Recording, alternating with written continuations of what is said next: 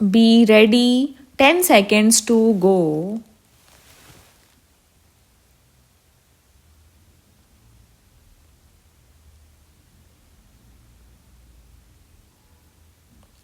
Start.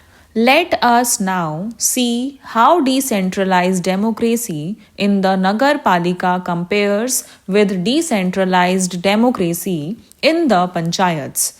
Democracy in village panchayats have two distinctive characteristics. First, the individual voter has a close personal relationship and ready access to the elected representative because on an average, each punch represents between 100 to 500 voters. Second, each punch has a voice which counts for a great deal in the panchayat.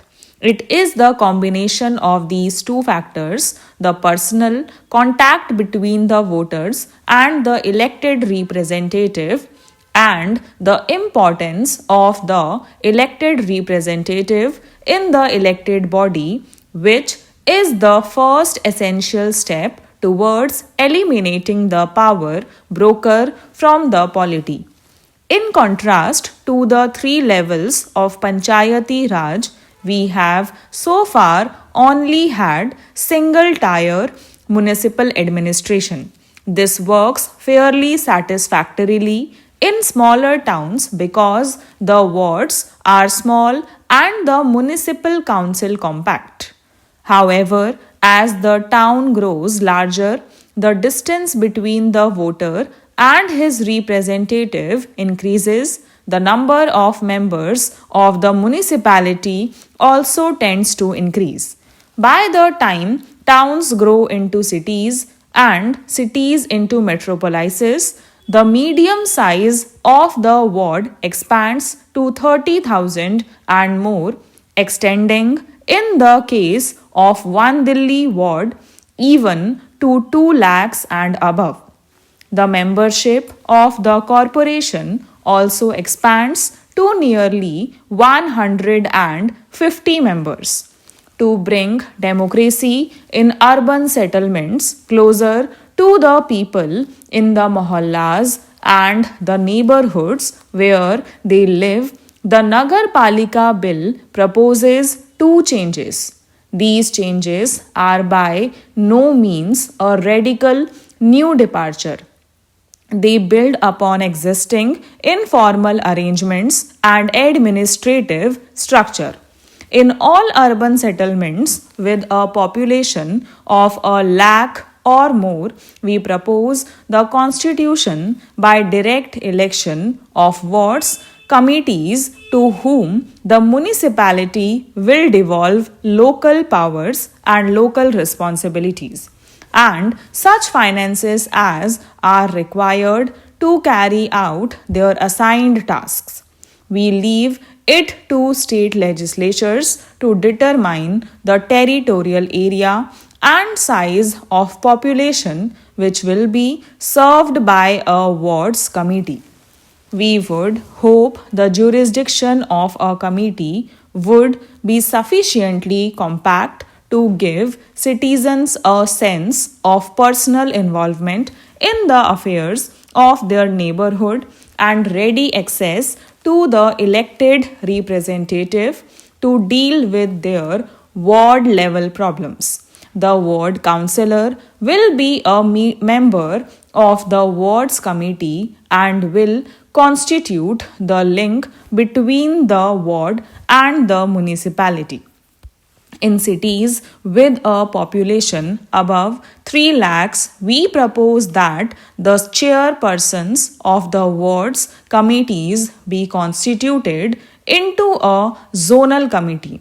The determination of the territorial area and size of population falling within a zonal committee is left to the state legislatures to decide.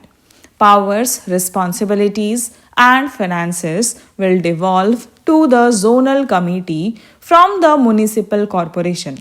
A great advantage of the introduction of a two tier system of municipal administration In the larger municipal councils and of a three-tier system of municipal administration in municipal corporation is that it will leave councillors and corporators free to deal with city level issues with matters of policy such as city-wide infrastructure, overall economic and social development, linkages with neighboring municipalities, and economic interaction with the district as a whole.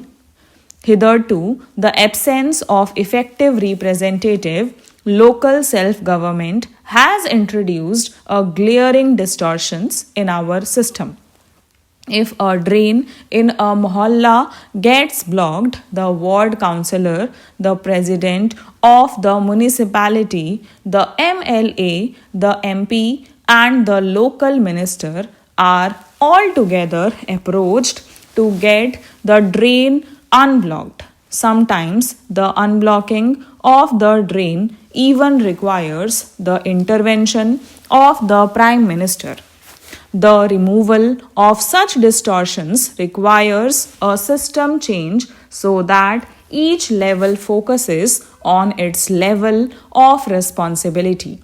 The establishment of wards committees will give the people of the mohalla, the locality, or neighborhood a sense of personal involvement in their civic affairs.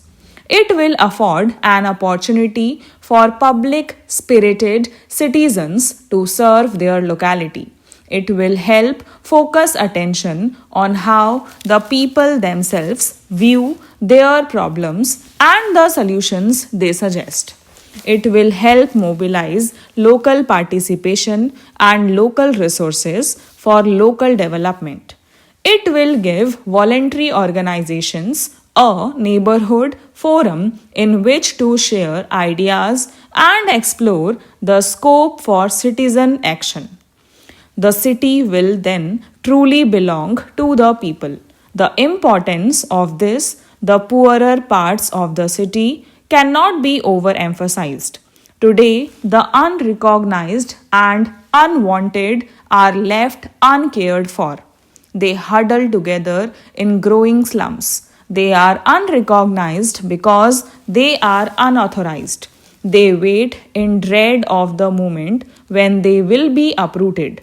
Uprooted, they settle themselves elsewhere. To be settled somewhere, they must. That they are unauthorized does not mean they do not exist.